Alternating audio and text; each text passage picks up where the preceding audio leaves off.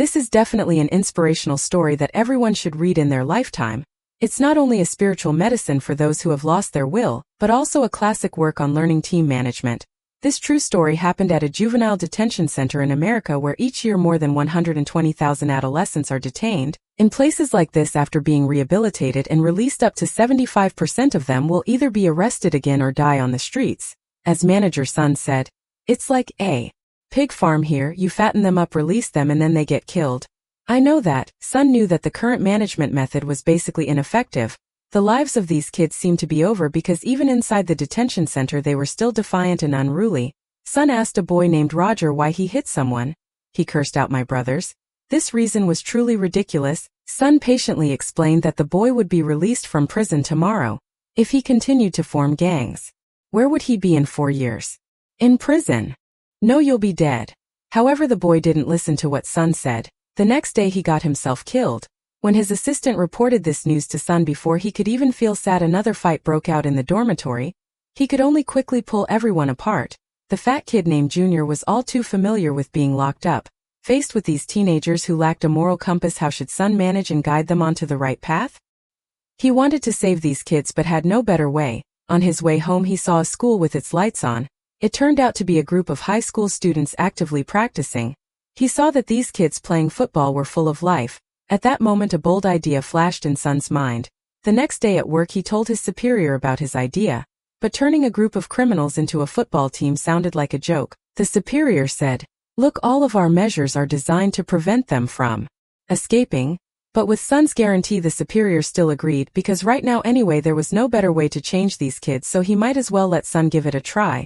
Actually, Sun didn't have that much time because he also needed to care for his seriously ill elderly mother. His mother knew about Sun's idea, so she said, "Instead of spending time taking care of a dying person like me, it's more meaningful to save those young people." These words obviously gave Sun invincible strength. In the break room, Sun began building his team. He mainly selected those who were considered beyond saving, like B, who specialized in stealing cars, Leon, who dealt in powder, and Owen from the 95 gang. The most troublesome one, Junior, also wanted to join, but Sun disagreed because the team couldn't have people who were too disruptive. A young man named Bug also wanted to join. Sun put him in charge of the team's drinking water. Finally he chose the newcomer Willie because Sun knew he was the cousin of the deceased Roger. Willie initially didn't want to join. "You must join." "Why?" "Because I want you to live a little longer than your cousin." Willie's cousin Roger had died right in front of him. Roger was killed by someone from the 95 gang, so Willie, who was in the 88 gang, wanted to avenge his cousin. In fact, the 88 and 95 gangs were just the names of two streets, 88th and 95th Street. The leader of the 88 gang gave him a gun. He immediately went to 95th Street to find the person who killed Roger. But because he was so scared, Willie fired a random shot and then ran away in a panic. The moral compass of these teenagers was truly saddening. When Willie returned home with the gun, he saw his stepfather abusing his mother again. He stepped forward to stop him but was pushed to the ground. Seeing his mother being abused, he pulled out the gun again. His stepfather challenged Willie, saying he wouldn't dare to shoot. But fear had made Willie lose his reason. He accidentally shot his stepfather to death. The uncontrolled aggression due to fear was the biggest flaw in his character. Back to Sun, he had selected the team members. Next he needed to solve the team's operational problem, which was who to compete against. Sun started going to high schools to negotiate, hoping to let his team compete. But when they heard they were criminals, they immediately refused. When this principal heard that there were gang members on the team, Sun was rejected again. It's unknown how many schools Sun went to. Finally, a compassionate school agreed to let them join the league. After solving the competition issue, the next step was to build a quality team. First, Sun set the rules for the team. He said, "I don't care what territory you came from or what gang you belonged to before, but now you only belong to the Mustang team. In the Mustang team there are only 3 things. Learn to get along with others in the dormitory, study well in the classroom, and train well on the football field. On this team only my word counts. When you make decisions for yourselves, you sent yourselves to prison, becoming complete losers. But the Mustangs are a team of winners. If you accept my challenge by the end of December, you will become true winners." This was the rule Sun set, and also the goal he set for the team. After forming the team, the intense training began. During training, Sun would shout, "You can do it. You have self-respect. You can withstand the challenge. You can do better." The members were gradually growing through the most direct encouragement and recognition. But these things alone couldn't change the hatred between members of different gangs on the team. Of course, there would also be those who couldn't stand the challenge and wanted to quit. Sun yelled, If you want to join again, I hope you'll be braver this time. A week later, Sun started to encourage the Mustang members, saying they were the best practicing team, a team to be proud of. These words of encouragement would certainly help the members build self-confidence and a sense of self-worth, a sense of hope, because for failed teenagers like them, they had probably rarely heard such words of encouragement before. Everyone raised their hands. Under Sun's guidance, this group of criminals completed their first ever scrimmage. Seeing the Mustang team full of spirit, Junior wanted to join even more. That evening, Sun was teaching theory to the members. These kids were also listening very attentively, although their foundation was really poor. As long as they wanted to learn, Sun would happily and patiently teach them. At this moment, he suddenly heard a strange sound outside. It turned out Junior was practicing tackling. Sun went to stop Junior because he was not a member of the Mustangs and couldn't practice here. At this point, Junior expressed his feelings. He said today was his son's second birthday, but he was locked up and couldn't be with his son. He didn't want to be a dog anymore. He wanted to be a real man. Sun asked, "How can I trust you?" Willie replied, "I won't mess things up. You said the same thing to the judge last time you were released. I won't be like that anymore. I don't want to be a loser anymore, messing everything up. Coach, I want to show everyone I can play football. I'm not useless." So Sun agreed. The intense training continued. Due to a lack of equipment, physical collisions between members were unavoidable, leading to arguments. Willie from the 88 gang and Owen from the 95 gang showed even more discord. During practice, they fought fiercely. Sun yelled, "Problems on the field are solved on the field." Then he questioned both of them why they weren't cooperating. Both said that the other's gang had killed their friend.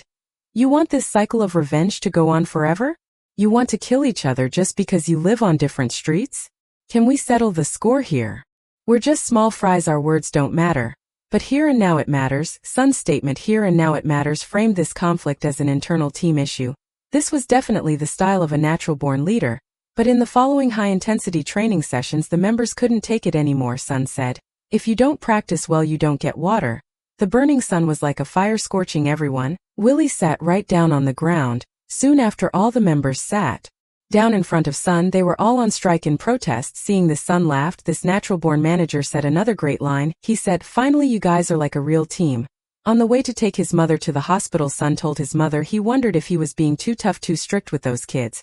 Because he also knew as a manager, if he was too tough, the members could easily lose themselves. But if he was too lenient, the members wouldn't be able to improve.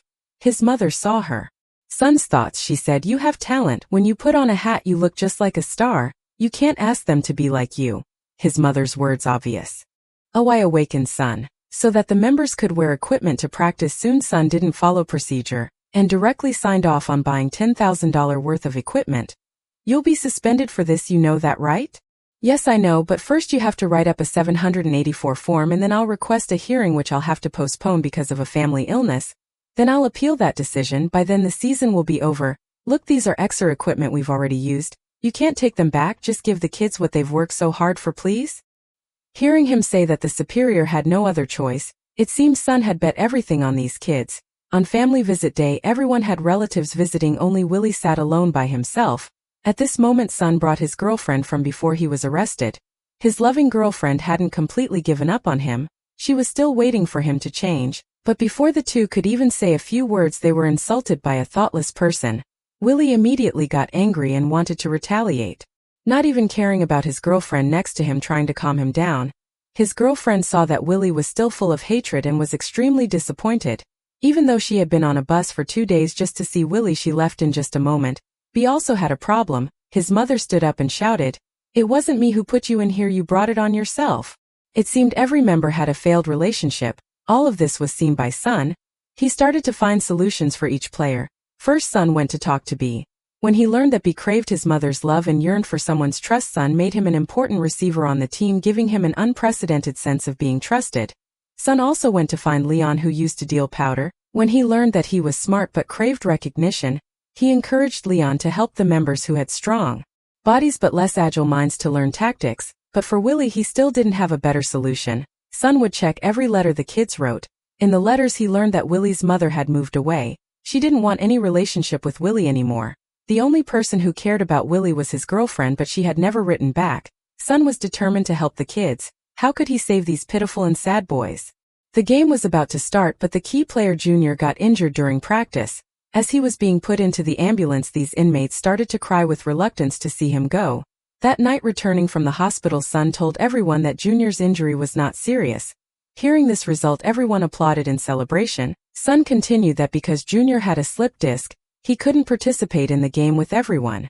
Hearing this news, the kids immediately lost faith in the upcoming game. Seeing this, Sun said, "Victory doesn't depend on one player but on the unity of everyone on the field." While the team was practicing, a scuffle broke out on the other side. A member wanted to go over and help. Sun quickly stopped him. Sun said, "The Mustang team is your real brother." The teammates also advised this person to calm down. The person who wasn't helped started to mock the Mustang members, saying they were cowards with no guts.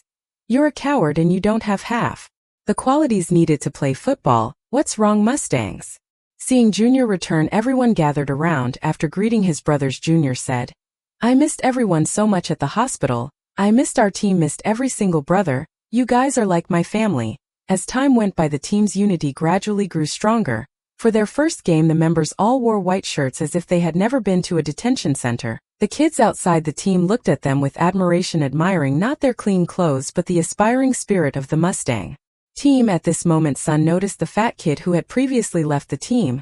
Realizing his thoughts, Sun called him over and asked if he wanted to rejoin the Mustang team. The fat kid said his physical condition didn't meet the requirements. Sun said as long as he had the heart, it was enough. True to the team's inclusive policy, he made the fat kid the team's equipment manager because Sun knew very well what his ultimate goal was in building this football team. In the stadium's locker room, Junior helped each member put on their equipment. Since he couldn't play on the field himself, he wanted to do what he could to help everyone. Before the game, Sun said excitedly, "Now is the time to prove yourselves and show everyone who you are and what you deserve, even if you are incarcerated. Are you ready to go out there and take what belongs to you?" "Yes." "Then prove you've trained hard for it?" "Yes, sir." Sun continued, "Let's accept the Mustang challenge together." All the members were fired up with fighting spirit. Under Sun's guidance, the Mustang team rushed onto the field. They had arrived at the battlefield to prove themselves for the first time. The opponent's fan section was packed while their side only had the two leaders from the detention center. The opposing team came onto the field like a tidal wave, leaving the members extremely astonished. The game had just begun and the Mustang team was getting crushed. After a failed offensive play, Leon went to Sun and asked to be subbed out. Sun said, "I won't sub you out, but you can't let me down either. You have to believe that you can complete the mission." The game continued. Because of Willie's fear, the opponent scored without any resistance. He angrily threw his helmet to the ground. The Mustang team's failure led to internal arguments. Their hot-tempered personalities were revealed again. Seeing Willie's complete lack of courage, Sun could only watch worriedly from the sidelines. In the second half, the score was 27-0. Sun told Willie, "We might not win this game, but after the next kickoff, let's get some self-respect back." He encouraged Willie to run with all his might, not to give up. But on the next kickoff, he still didn't dare to advance aggressively. He waited until he was taken down by the opponent. Even the two leaders couldn't watch anymore. Faced with the opponent's continuous hits, he became extremely scared. Fear made him lose his reason and become extremely aggressive. Seeing him fighting with the opponent, Sun had to sub him out. Willie even wanted to leave the team to escape Sun's criticism. Seeing his teammates continuously making mistakes, failure like a fog began to envelop the entire team. Although they were unwilling, they could only watch the opponent score. The game ended. The Mustangs lost 38-0. Sun was about to scold them, but he saw the members were already in tears. They all bowed their heads, wiping away tears. Although they were prisoners, they now had the self-respect to want to win. Seeing this, Sun didn't know what more to say. Junior, like a big brother, comforted everyone. 38-0 was the shame of the Mustang team today. All the members quietly gathered by Sun's side. Sun said in a hoarse voice, "The first time is always difficult. Today we all made a lot of mistakes, including myself."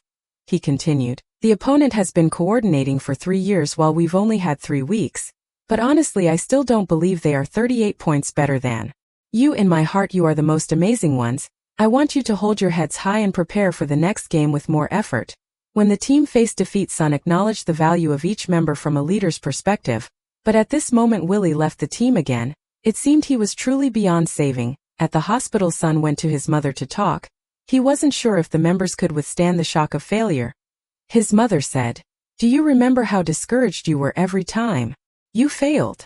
Sun said, "That's because Dad always negated me. And when he himself scolded the members, he was no different from his father." His mother said nothing because Sun had realized his own shortcoming. The team's failure not only lowered their morale but the leaders of the detention center also began to worry. The leader wanted to disband the team, saying building the team was to help them build self-esteem, but now it's backfiring. He was worried these kids couldn't face the feeling of failure. These words left Sun speechless because in his heart he wasn't sure either. Just then the staff heard the sound of training outside. The kids had voluntarily gone out to the field to practice under the sun. Everyone walked towards the practice field. It turned out Junior was leading everyone in practice. All the members were waiting for the late Sun. It seemed these kids were not as weak as thought. As Junior said, they were tired of being losers. Even the difficult Willie had returned to the team. Junior threw the ball to the leader. So let's keep playing. But in the second game, Willie, in a key position, was still extremely timid. Because of his failure, the whole team lost the game again. Sun went to him and said, "You're actually very tough. You just give up on yourself too quickly. You are a talented player. I even believe you will become a great player." Willie looked at Sun with a doubtful expression. Sun continued, "I will help you realize your dream."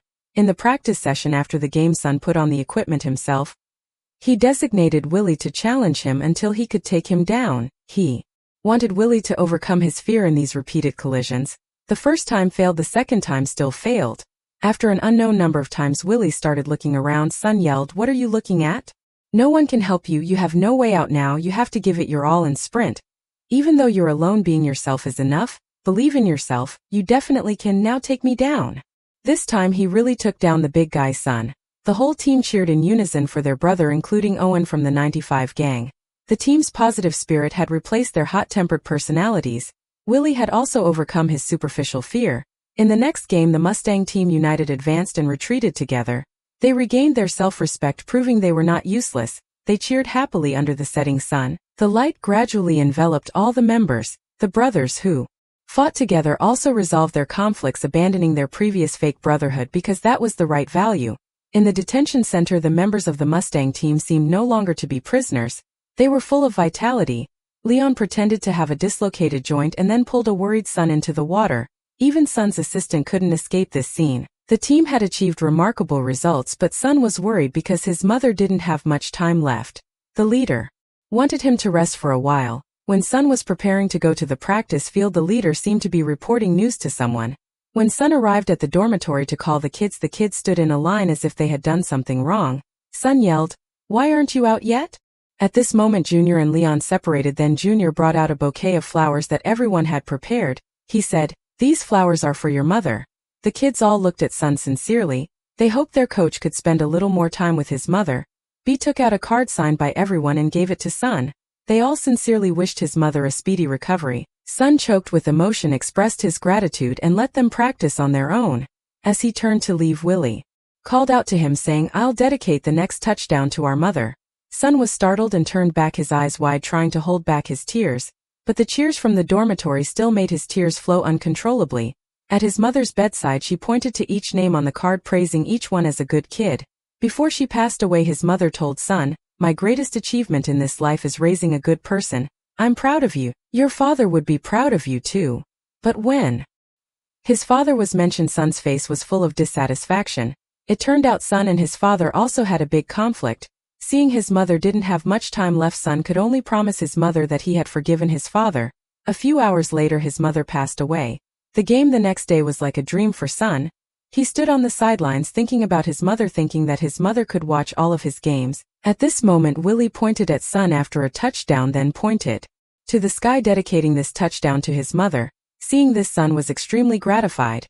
Over time, the changes in these kids grew larger and larger. The football team helped them find themselves again. They wrote letters home one by one, telling about their changes and at the same time maintaining their relationships with their families. But only Willie never received a reply from his girlfriend. Sun looked at the address on the letter and drove to her house. When he arrived, Sun found out that it wasn't Willie's girlfriend who didn't reply, but her father had hidden all the letters. Her father's reason was simple.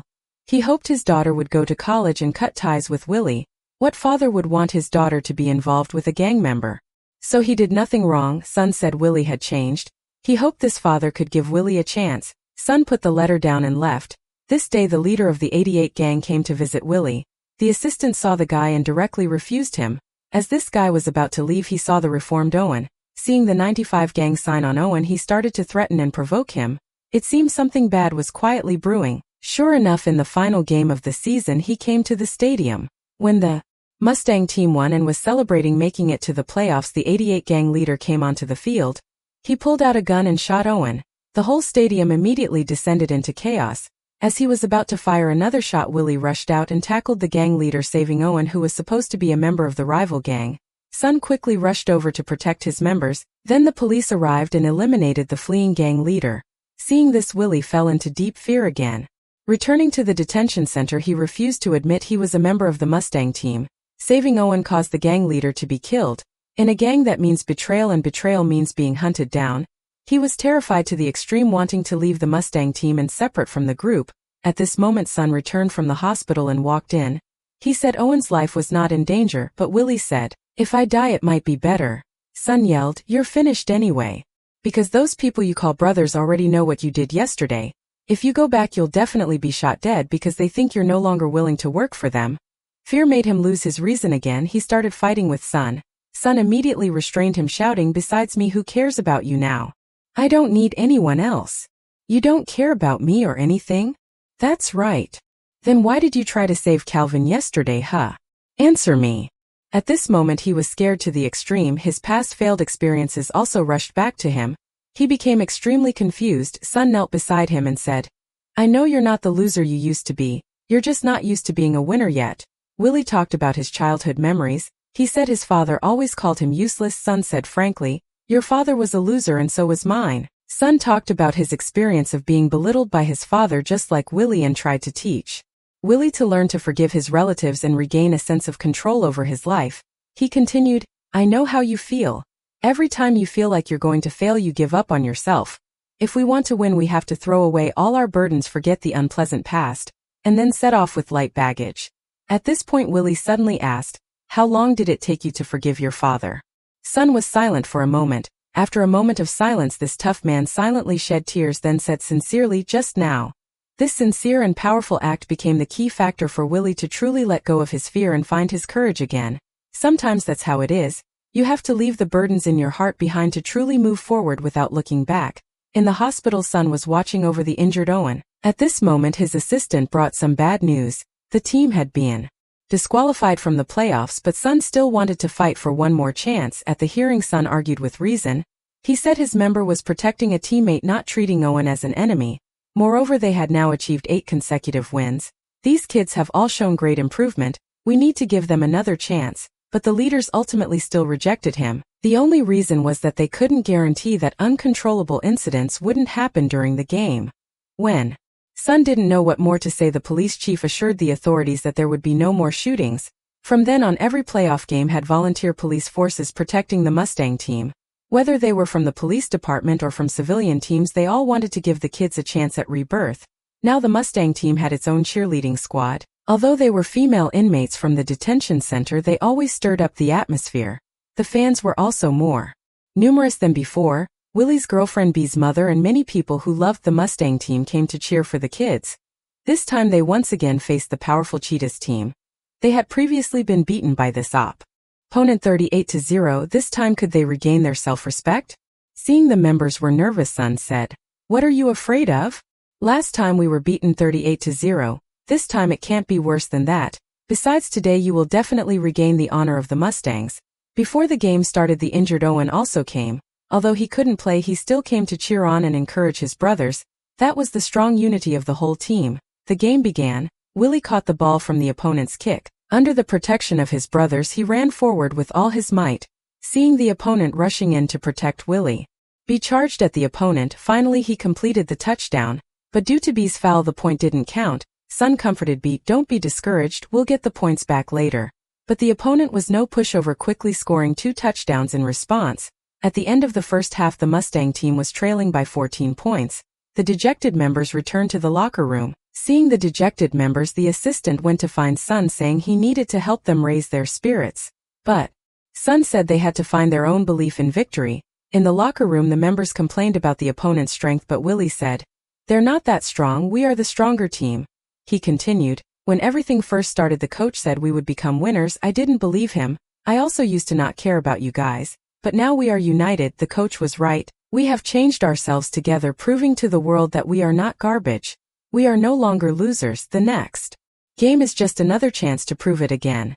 Then he put on his helmet and stomped his foot hard on the ground. All the members responded to their friend. They were of one mind, full of determination to take control of their lives.